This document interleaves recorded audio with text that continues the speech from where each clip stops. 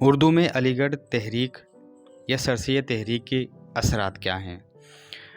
اردو کی ادبی تحریکوں میں علی گڑھ تحریک سب سے اہم، ہمہ گیر، دور رس اثرات کے حامل تحریک تھی۔ یہ تحریک مسلمان قوم کے محسن، اردو ادب کے مسیحا سر سید احمد خاں کی مسلسل اور بے مثال قربانیوں سے وجود میں آئی۔ اس تحریک نے ایک شکست خوردہ قوم کو تباہی کے گڈھے سے نکالا اور اس کا کھویا ہوا وقار بڑی حد تک بحال کر دیا۔ وہی سر سید کی سیاسی، مذہبی، سماجی، تہذیبی اور تعلیمی کوششوں کے نتیجے میں اردو شعر و ادب کو بھی نئی جہت ملی، اور اس نئی جہت کی تبلیغ و ترسیل اور تشہیر مختلف ادبی تہذیبی وسائل کے ذریعے کی گئی۔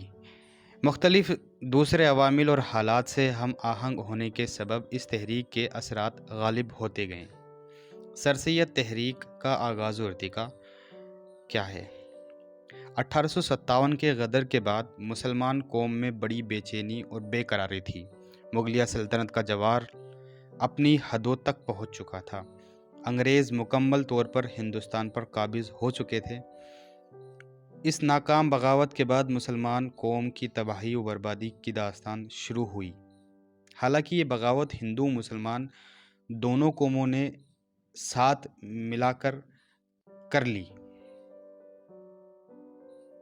لیکن آخرکار اس کا سارا الزام مسلمانوں کے سر آیا اور انگریز حکومت اور حاکموں نے مسلمانوں پر طرح طرح کے مظالم شروع کر دیے۔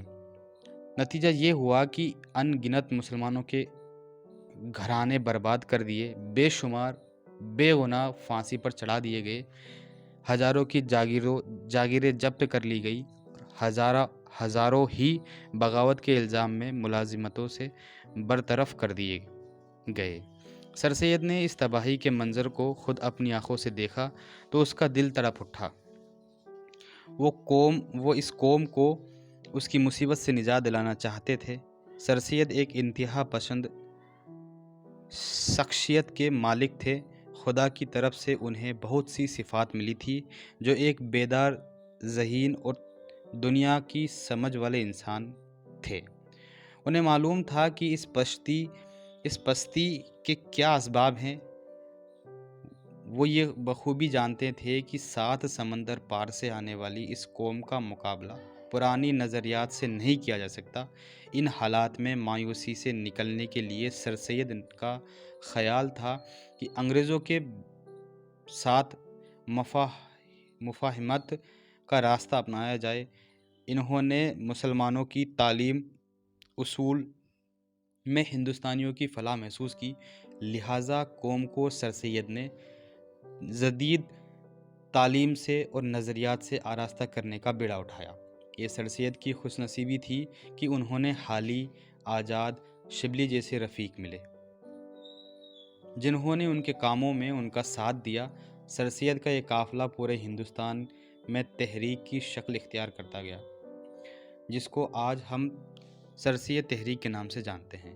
چنانچہ اس تحریک کا مرکز علی گڑھ تھا اور اسی لیے اس کو علی گڑھی تحریک کہا گیا۔